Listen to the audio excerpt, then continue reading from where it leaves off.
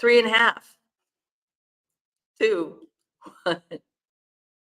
We're live. Oh my gosh. We have had some technical difficulties today. I'm over in a studio over in Playa, and I'm in the WeWork studio. WeWork, who filed bankruptcy. Oh my God. But don't tell any of the people here. They don't seem to have noticed. Anyway, today we have a very exciting episode, and I'm so excited to have somebody that I know, like, and trust. And isn't that how we all want to do business?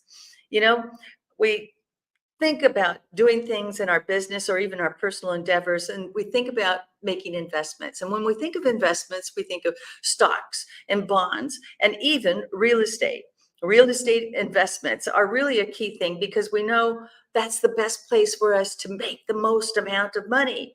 But we want to know when we take that money out of our pocket and put it onto a property that, one, is a solid property and it's got the ability to come to us. And there is one document that absolutely makes sure that it will come to us, and that is entitled. So I got two requests from you right now. One is, if you like what you hear, you want to hear more of this, and you like what it is, share it. Tell your friends about it. Subscribe to it. And also stay tuned because we'll be right back. Linda gave me the courage, the confidence to move forward. And after I was finished with Linda Kaye's training, I was at the next level. It's Linda Kaye. But when you trust that piece of you that says, I got something to give, I have something to say, you know you've got something to do. Get on your feet, shake your hands in the air. Welcome to the stage, Linda Kaye.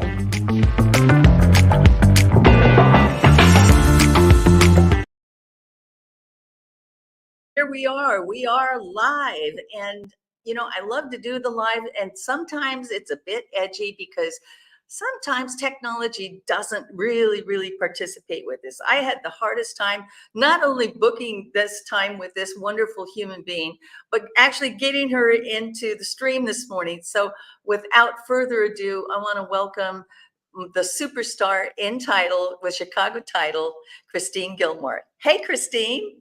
Good morning, Linda. Thank you. God, it worked. Fighting onto money. Wow. We had quite a bit of a challenge this morning, didn't we? We got it done. We always do. So I was just saying that one of the most important things that we can do when we're thinking about transactions is, do we have the capacity to do it? And moreover, does the property have the capacity to be released by the previous owner, the current owner, to go to a new owner? But before we get there, I want you to brag just a bit. You never brag. You never say, I'm the number one, I'm this across the United States, VP of title at Chicago Title, and national rep, number one national rep. How many years in a row? Oh, Linda. 24 years. 24 years. Oh my God.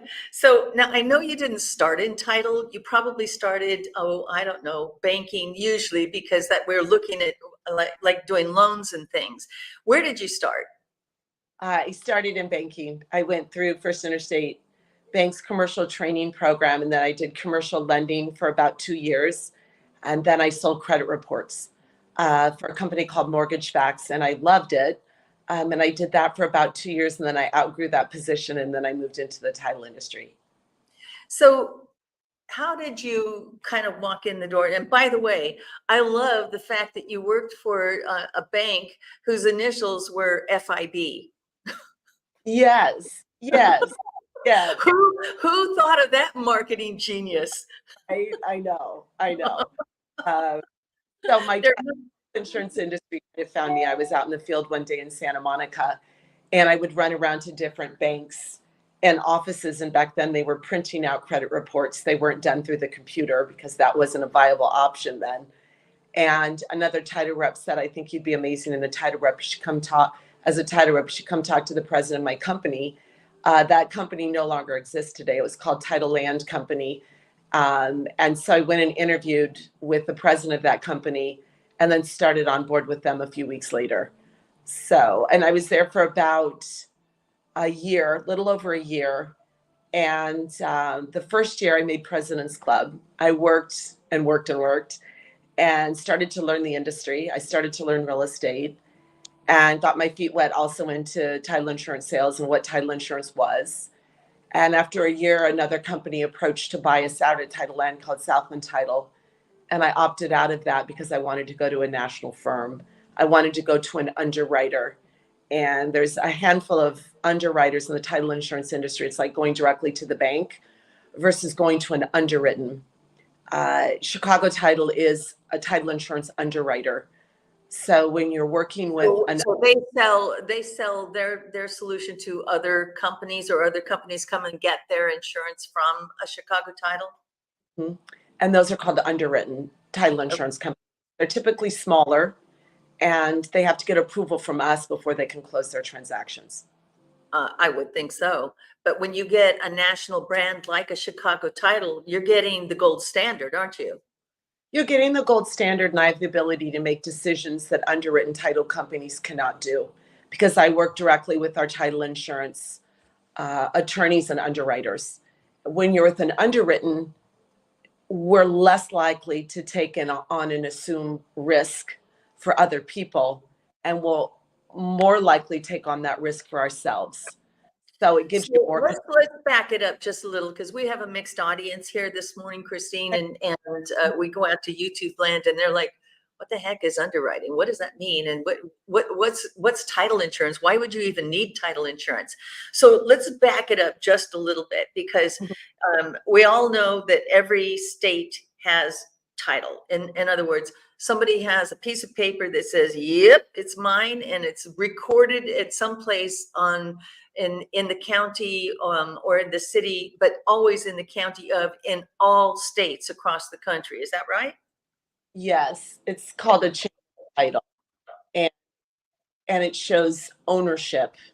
It's almost like we own blockchain technology, but we've created this over 100 years by the process of searching and examining. So title insurance in its simplest form, Linda, for people that have not worked with a title insurance company before or done any real estate, is the elimination of risk. So what we do, Linda, if you're going to go out and buy a new home or a new commercial piece of property or invest in any type of real estate, we ensure that you as the new buyer are going to actually own that piece of property above any and all other types of deeds of trust, liens, IRS, or other instruments. So it's our job to make sure that you legally own that property. And that's what we do. So there are, and I have to laugh here for a second, because you were just talking about, working some hours and worked hard. I think you might be the hardest working person in the entire industry. I know I've gotten emails from you at 4:00 in the morning. I mean, do you ever rest? Oh, I've got clients all over the country. So the East Coast ones wake up really early. And then the West Coast clients that sleep in come to me later in the evening. So some days, no, I don't feel like I rest too much, but it's part of what I do, and it's part of what I love. And I love solving problems and helping people. So, I think title has some of the most interesting problems. And speaking of problem solving, I have worked off and on with Chicago Title for many years, and I have found them to be fastidious in finding and finding solutions. And there are some weird things that can happen in title. We forget about it, especially if a property has been in the family for 100 years and it was just a piece of dirt out there. Other things could have been recorded on that property. Can you talk about things that get recorded on property that we kind of forget about? well, I think it's important to understand, Linda, that people's lives are realized through real estate, right? And so Yeah. things happen in people's lives. Sometimes good things, sometimes bad things, sometimes things that we don't choose. And because of that, things get recorded on people's properties. Can be from different deeds of trust and loans. It can be going through a divorce. It could be IRS liens, child support liens, federal federal liens. We call them super liens. It could be What would a mechanical. super lien look like? What could the federal government put on our property? Well, if you don't pay your IRS taxes, the Ooh. IRS will put a lien on your house. If you don't pay child support, the child support services will put a child support lien on your property. If you're So doing, then when you go to sell that property, then you either have to make good, negotiate it, or get that thing off by complying with whatever that order was that got that lien put on the property to begin with? yes, it's called clearing title, Linda. And we do that with an instrument that's called the demand. So what happens, Linda, if I own a Sounds like the ex-wife, make a demand, right? exactly. So if I owe somebody something and I need to pay them and I'm not paying them, they can put a lien on my property. And if they do that and I move to sell my house, at that time, I have to address that issue and get it paid. Now, And there's what if you don't agree with the amount? well, you can always negotiate it, right? You can negotiate it. Sometimes people can't afford what they owe the IRS, so they can do an offer and compromise. Sometimes attorneys will take less in order to get something because something is better than nothing. So it depends on the situation, but we can also negotiate on those demands, Linda. That's pretty cool. So who does the negotiating? Is it the two parties, or how is title in the middle of all this? Just the holder, like an escrow company? So in the state of California, we're very unique we're an escrow state, right? So we have an escrow officer that's an independent third party to the transaction. And their job is to order those demands, to find out what is actually owed against the property, to clear that before we close. So a lot of times escrow officers will reach out to different institutions and depending on, Linda, if it's a sale transaction, sometimes the real estate agent and broker such as yourself will also step in and negotiate on those demands on behalf of your buyer or seller. And I've done a few of those. That's any for Linda. I know you have. They're not always fun, but they're always interesting. That's Yeah. what I love about title, is that it is so interesting. It's so full of problems. You know, that some titles are just straight ahead, but there are others like, hey, Yes. I don't remember doing that, or my mother did that, or my grandparents did that, and wait a minute, that lease expired. That can't possibly be recorded on the property. How do you deal with issues that seem to have expired, and that can kind of cloud the issue of having clear title? So you mentioned one thing, that California is an escrow state. What are other states that are not an escrow state? How do they handle transactions?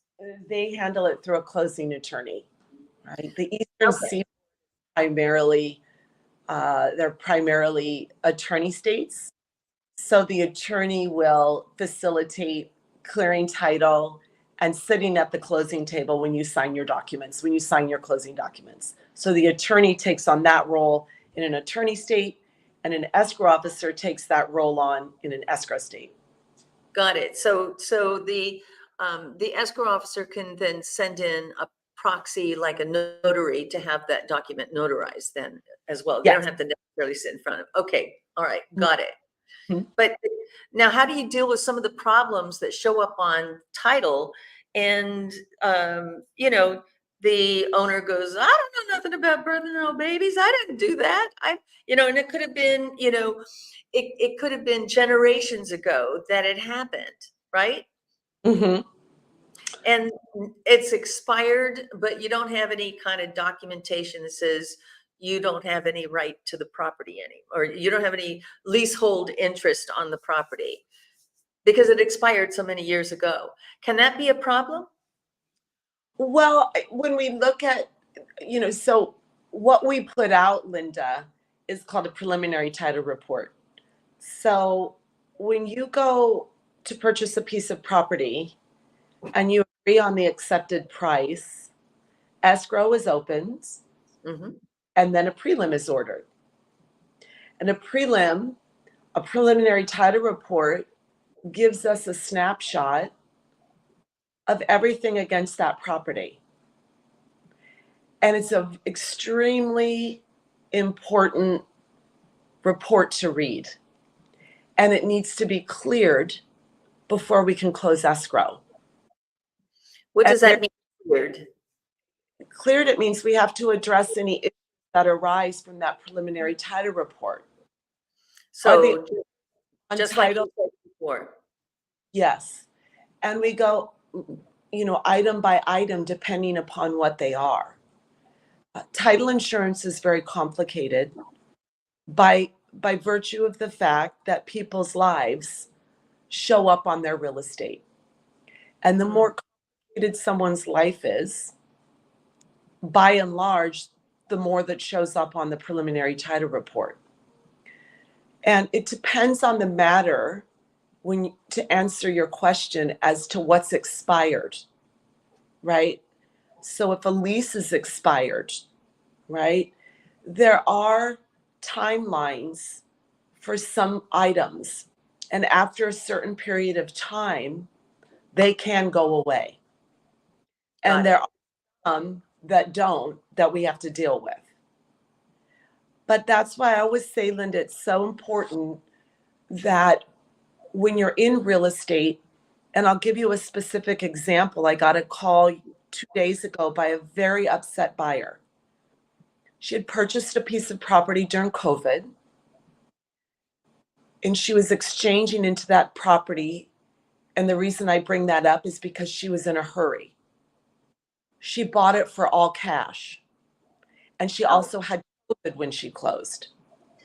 So and just to back up just a second, and hold that spot right there. When we're talking about an exchange, she sold a property that would have had capital gain. And in order to avoid to defer, you don't avoid, to defer capital gains, she bought a like-kind investment and wasn't paying too much attention, because when you are exchanging a property, that is even more stressful because you have a timeline before the IRS says, you know what, you owe me 39% of your gain. Yes. So sorry, let's continue. A good explanation, Linda. She was trying to defer federal property, her federal taxes, and she didn't read her prelim. And on this particular prelim, there were assessments, and the assessments were $89,000 in her. Yeah, a lot of assessments. And she got her first property tax bill after she closed. And she called me and said, I'm really angry. I just got an enormous property tax bill. This was not brought to my attention, and I can't afford it. Oh, that's so awful. I went down and I referred back to the original prelim, and the assessments were mentioned in the prelim. And so we went through it, and I'm helping her get some resolution for that. But that's why, and the whole moral to the story, Linda, is when you are going to buy a piece of property, please, one, make sure you use a very reputable title insurance company. And number two, make sure you read your preliminary title report. If you don't understand it, you can call Linda or you can call myself, right?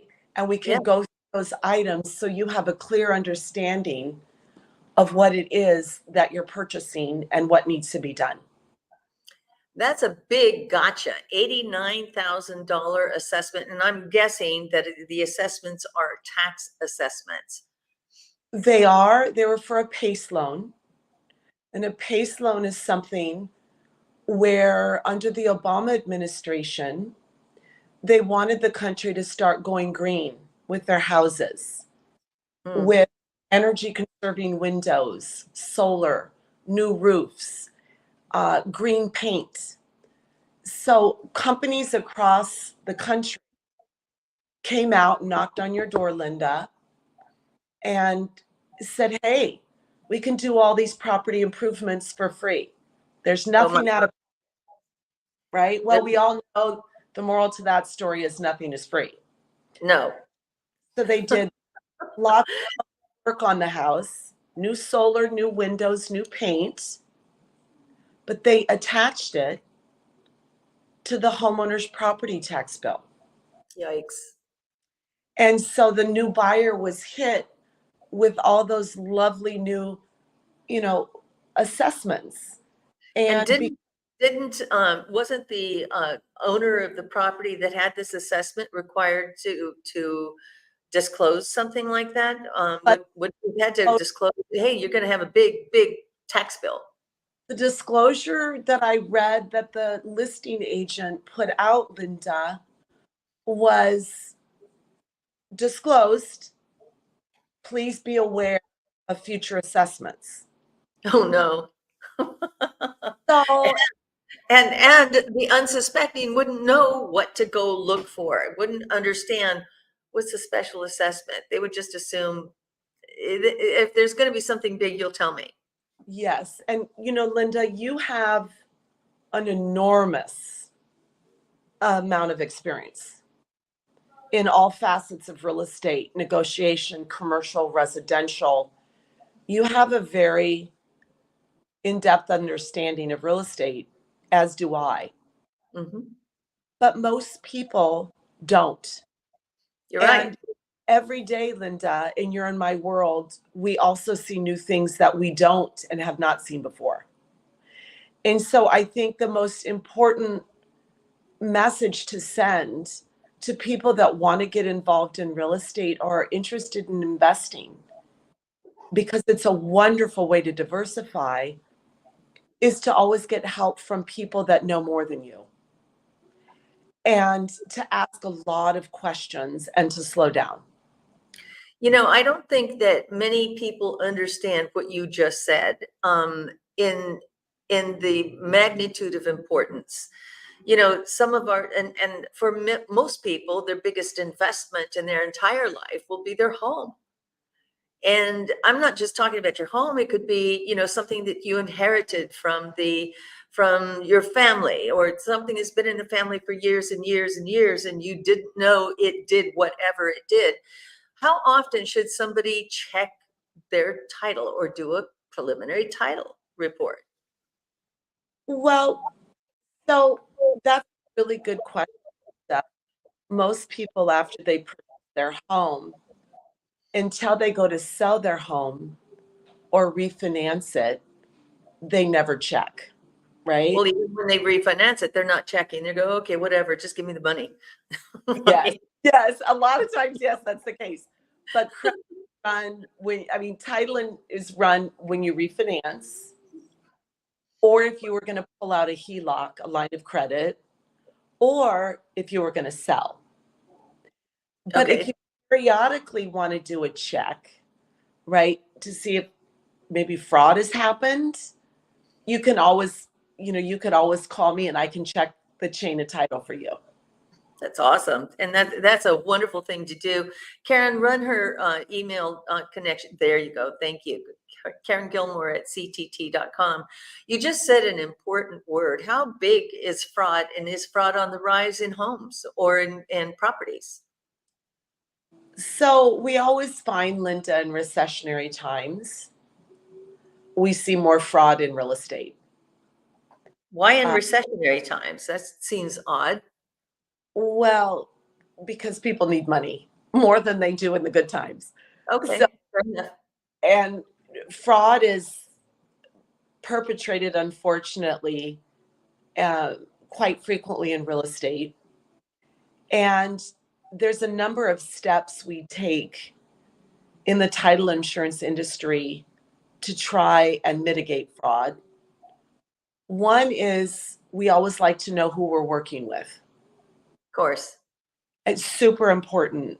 So Linda, if you and I were going to do a transaction together and you had never met the buyer and the buyer lived overseas and the buyer wanted to sign loan docs somewhere in Europe, is that really our buyer? Who is that buyer? Probably not. Are they really buying the home? Right? The highest areas that we see fraud in real estate, Linda, are on the elderly and when homes are free and clear, where there's no loans and you own your house free and clear, Linda. Oh my goodness. For Just when those, you think, oh gosh, everything's paid off, I don't have any worries, there's a whole new worry, and I feel terrible. I mean, I hear about elderlies, and frankly, that they wouldn't even begin to understand what they need to look for or why they need to look for it. It's usually the heirs or the trustee of the trust after the fact, after that person is passed, that they find out all of these hideous things. yes, and so what we do, Linda, is we slow down. So if we see someone coming to us that wants to take cash out, money out of a clear property, we slow down and we dot all of our I's and cross all of our T's. And we also, when we're working with elderly people, we also slow down. We send out our own notary to that elderly person's house to make sure that they understand that they're taking cash out of their property.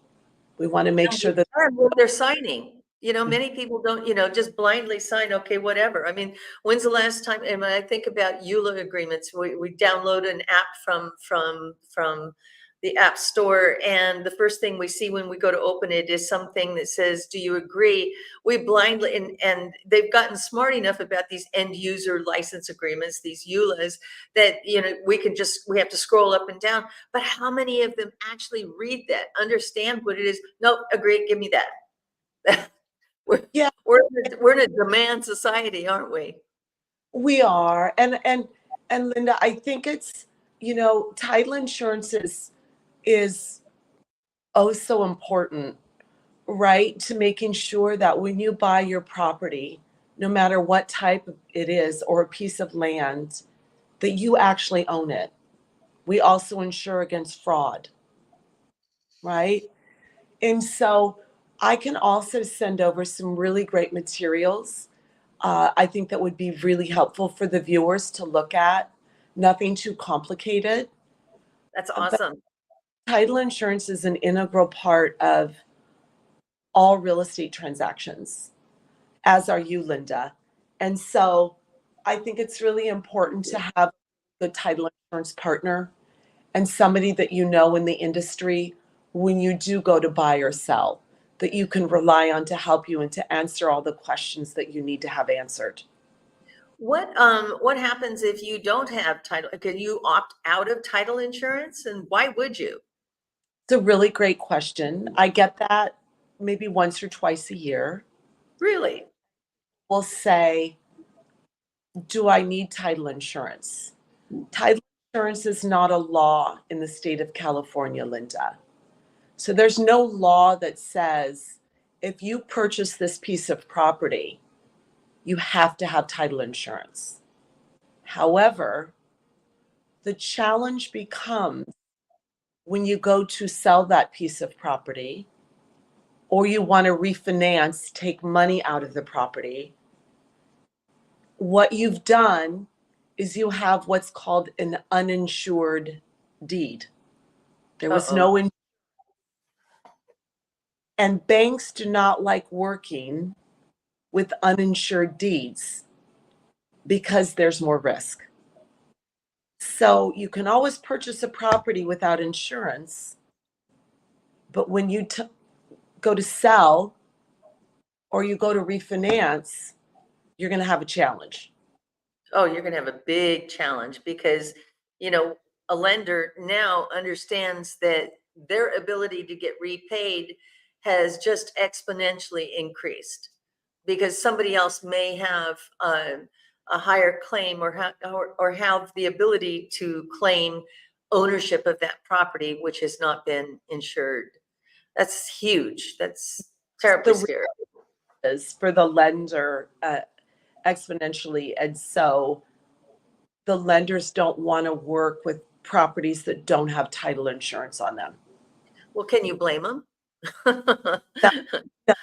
Because we're not only ensuring, Linda, that you are the new and rightful owner of that property, but we're also ensuring the lender, if you go out and get a loan, is going to be in first position.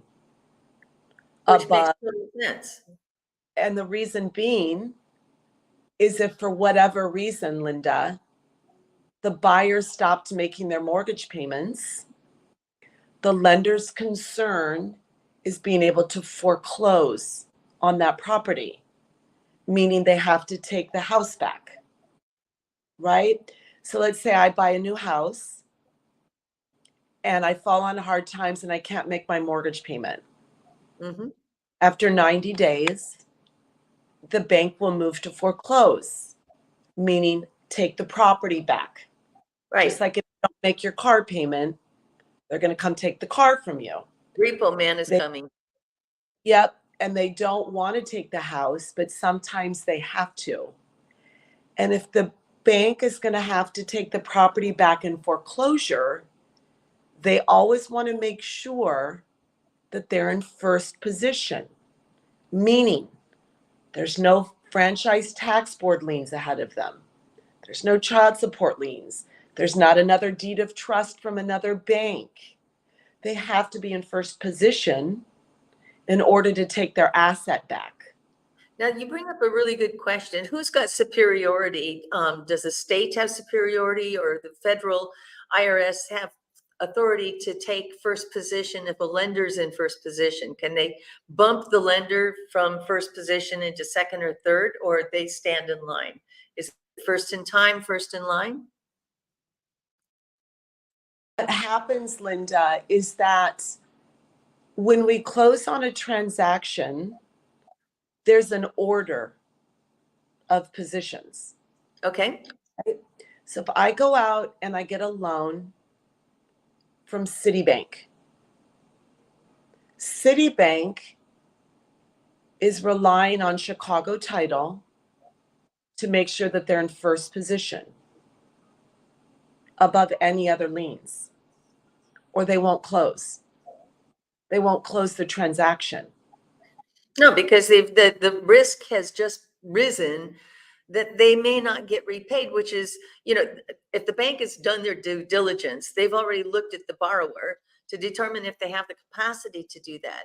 Now the title ensures that if they didn't, they also have the capacity to go take that property or make that borrower pay them back. So Exactly. either through the most extreme, which is through a foreclosure, and there's a 120-day process for that, and which has a little bit of flexibility on the lender's side about how they're going to, execute this. But you don't want to be in that position. But I can see why the title and the title and the lender are working hand in hand, as They well are. as with the borrower and the owner of the property are working hand in hand. How many times have you advised somebody and they worked against your advice and didn't take that title insurance, or didn't take the extra measure of title insurance called the Alta Survey insurance, which is another level of expertise? Well, I that recently sold a lot of motels back to the city. Okay, None of them had insurance on them.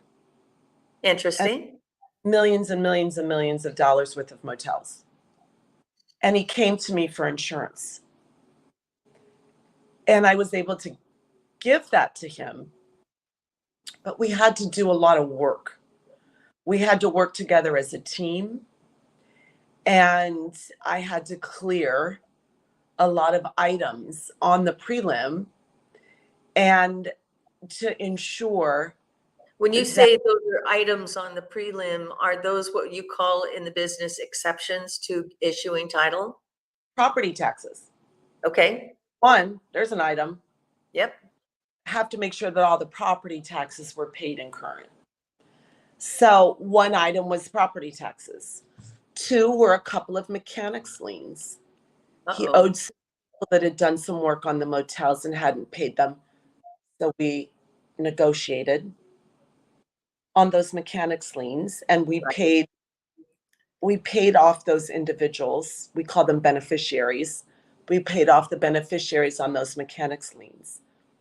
And then then I had to run something called a statement of information, which is a very lengthy form. And that's how we clear people's names against liens.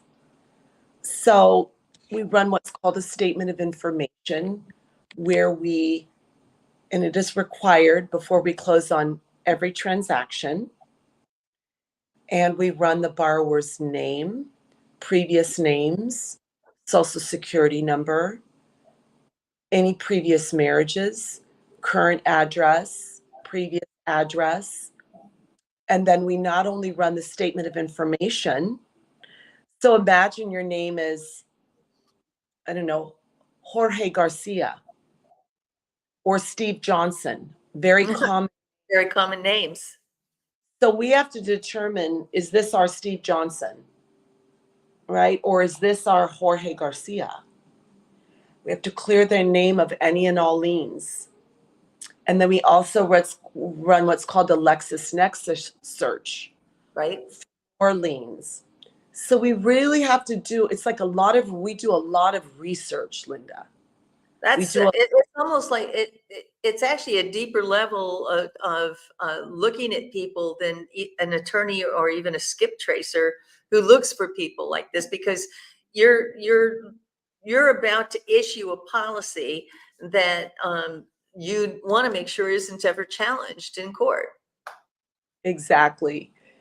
And so as an insurance company, it's our job to make sure that there's no fraud, that if you're buying the home, you're going to be in first position and it's rightfully your asset.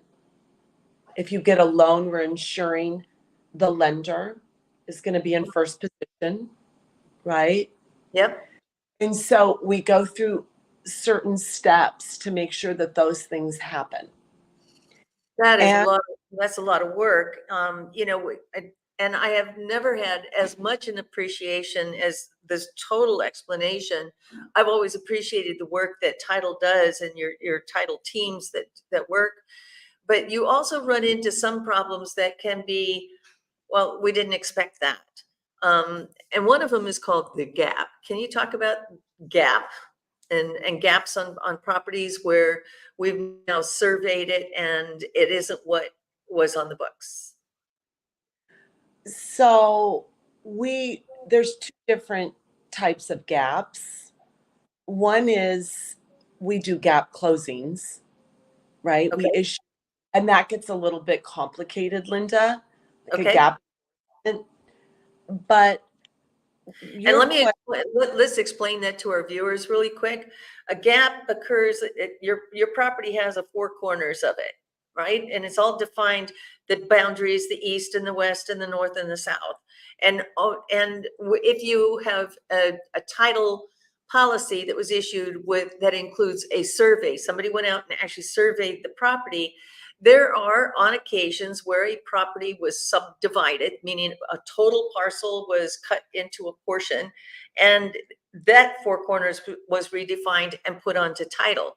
There are times when the exact measurements, which we moved from one type of measurement to another, which I want you to explain also, because that's how a lot of these gaps actually occurred. But when there is a survey that now shows that it's not quite exactly, and there's a gap of maybe 85 feet long by 12 inches or 15 inches wide. Where does that property go? How do you reclaim that property? well, had one this morning where we had a property and the borrower, the homeowner, was not exactly sure where their property lines began and ended. So they came to me and asked me what they should do. Title insurance does not insure property line disputes. So it's important before you buy a property, especially if you're on a hillside, especially if you're in Malibu, if you live on top of a ravine and you look down the ravine, wow, where does my property line begin and end? And you don't know. You get what's called a surveyor. You get what's called a surveyor to go out. And there's about 4 companies that I regularly recommend in the city of Los Angeles to go out and survey. And they will go out, and they're engineers. And they actually have the expertise and the knowledge to figure out where your property lines begin.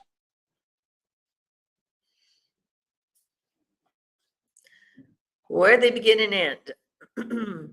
I think we're having a connection issue, Christine. I'm not sure what happened. We'll just see if you can get reconnected here. You're listening to one of the most spectacular people that I have ever had on the show in terms of knowledge and expertise. And what Christine does is total magic, working pretty much day and night. This woman has helped so many business owners and property owners really understand and claim and insure their properties with title insurance. You're back. I'm back. Yay. So we're talking about, having a survey go out, Linda, and you were discussing gaps. Mm-hmm. And so what happens is if you're not sure where your property line begins and ends, there's some surveying engineers that we work with in the city and that I refer to clients. Yep. Either brokers like yourself or homeowners. Let's say you want to build a pool, Linda, in your backyard. And your next door neighbor says, whoa, whoa, whoa, Linda. So that's my backyard. That's my pergola. That's my gazebo, right?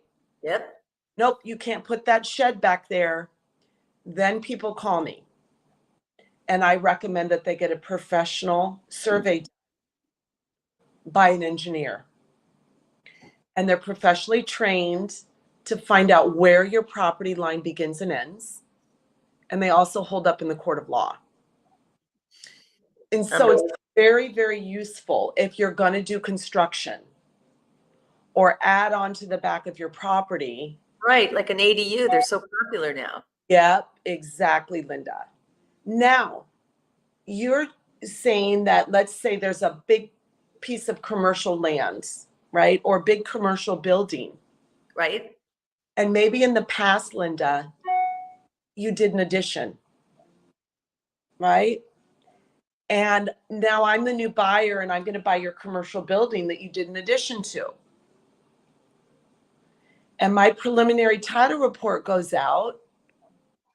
And as the buyer, you're like, well, we just saw Linda's commercial property. And I'm not showing that the addition is showing on the preliminary title report. Uh-oh, right? What could that mean? So it could mean a number of things. So we can send an engineer out and we can add it to our preliminary title report, right? And I just did one of those this morning. Wow. Where we had to add an additional piece to the legal description of the property.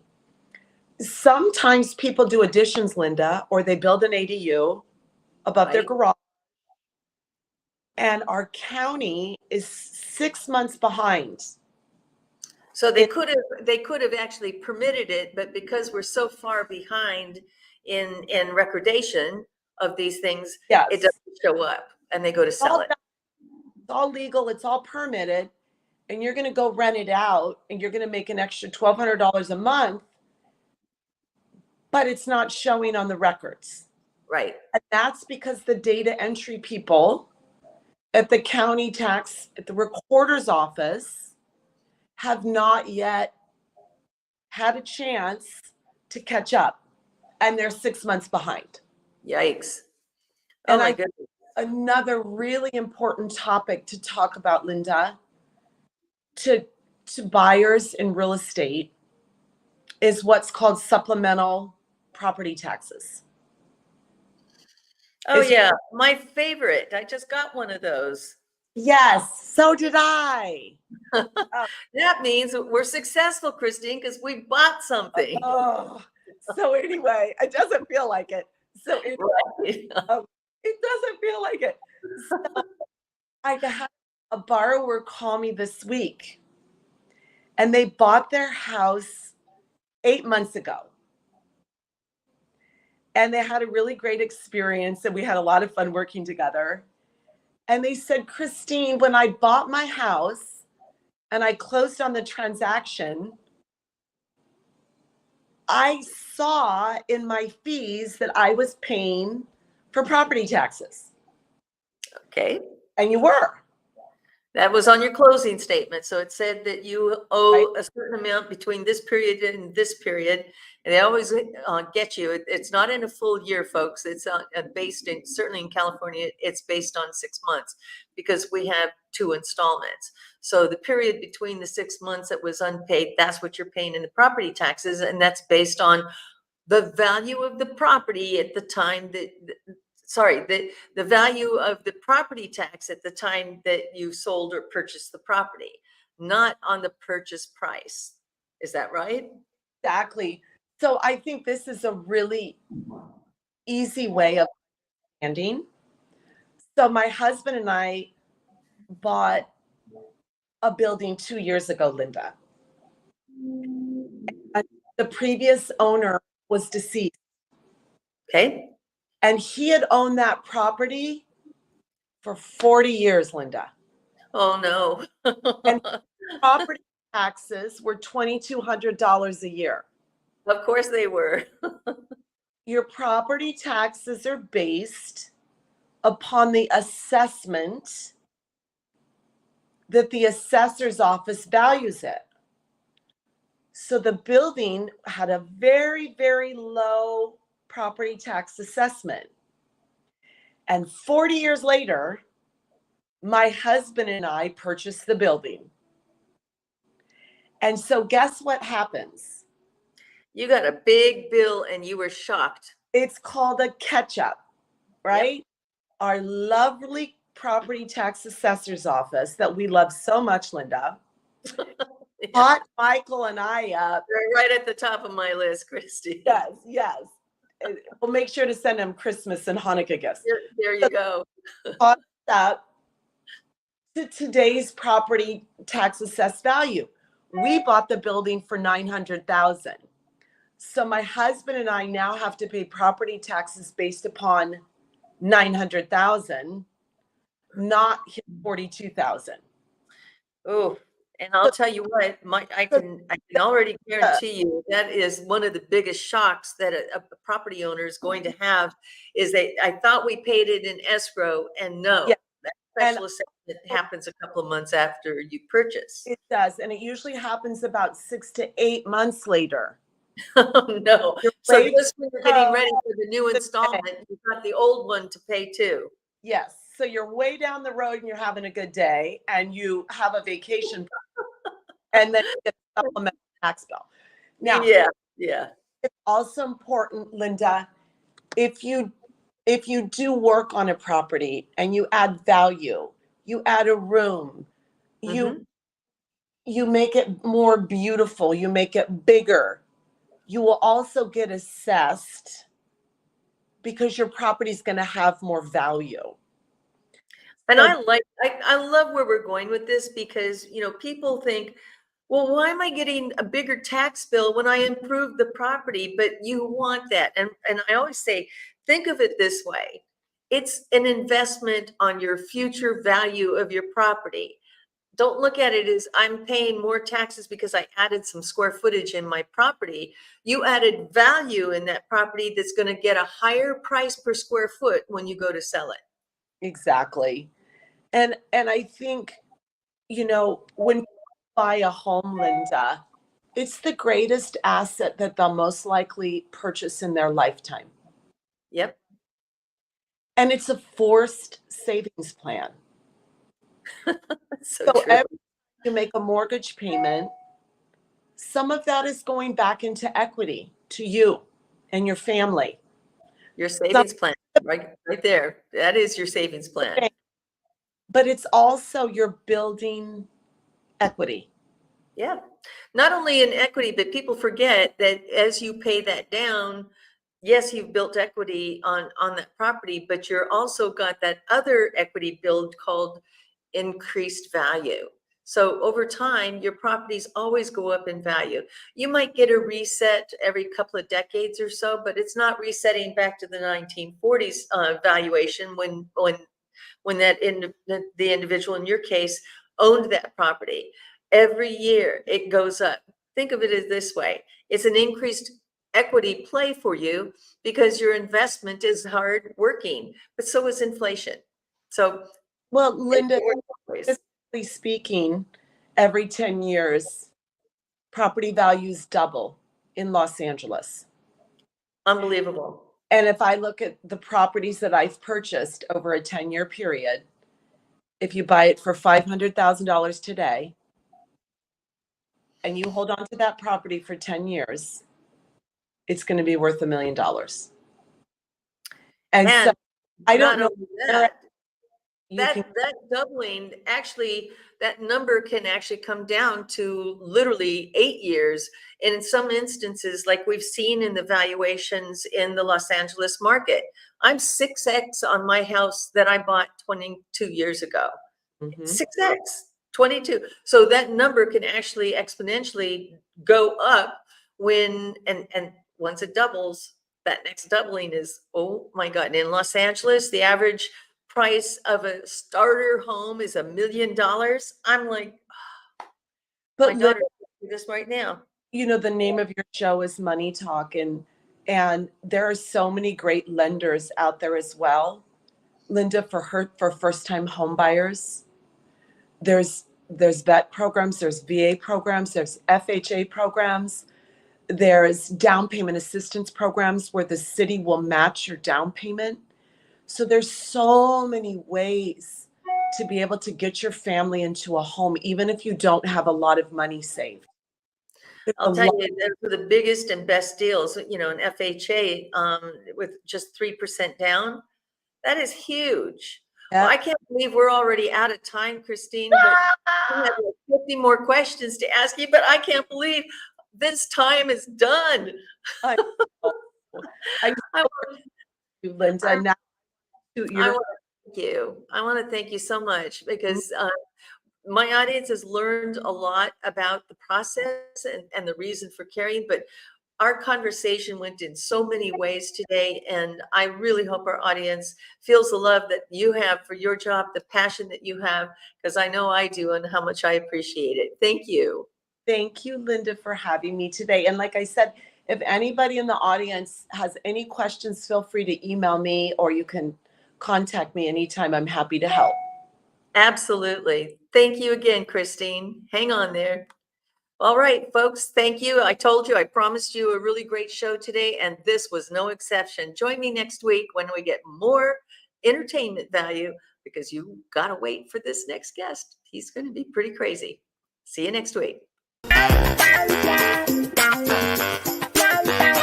Do you like to talk about money? If you do, and you'd like to be a guest, contact me at lindakay360.com.